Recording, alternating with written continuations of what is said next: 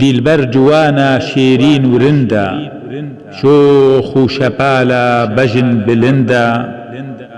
سەری گەهایە بەر تاقی گەردوون لەسەر سەرێ وێ تا جەعفەریدون بژێر دەبەردان گولی و ڕەشبسک کراس بەهارە سۆر و زەر و کەسک دوڕ و جەواهر ji dême xweşrû gevanê behram çopîne ebrû du çavê mêrkuj pêngav û pîtrol lê sîng û gerdan cizîr û bîngol hêstir ji çavan cobar û rûbar li ser me digirî nalîn û hewar hebûn û dewlet li her der û cî em tê de jar û bênan û birçî bêgane tê de bûne ciwa mêr xistin destê xwe ev dewlet û zêr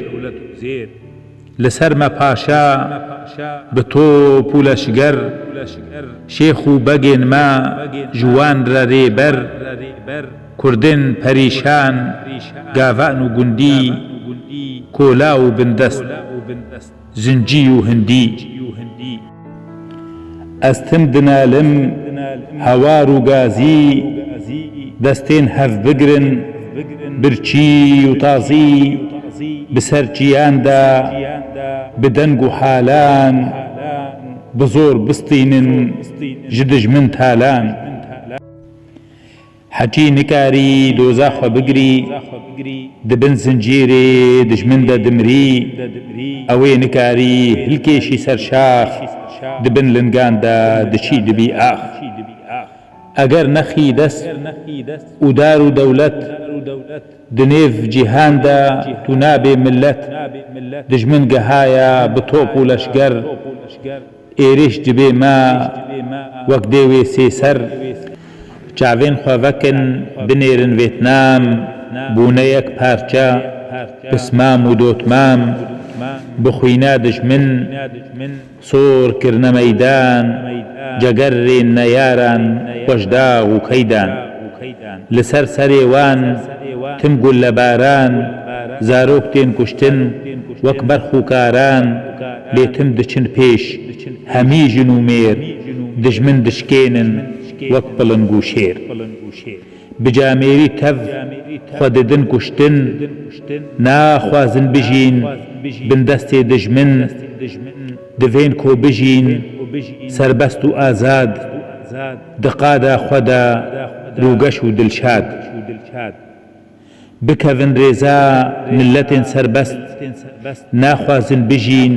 hejar û bindest xwelî li wî bê 16 milyon kurd bin destê dijmin hejar û zugurd belengaz reben mest û perîşan nikarin bixwin têrnan û bacan bera em bimrin herin av û av di nav xelkê de bê dewlet û nav dixwazim rabin ji tamara xew ji dijmin re em nebin çêlekew êzan û rêzan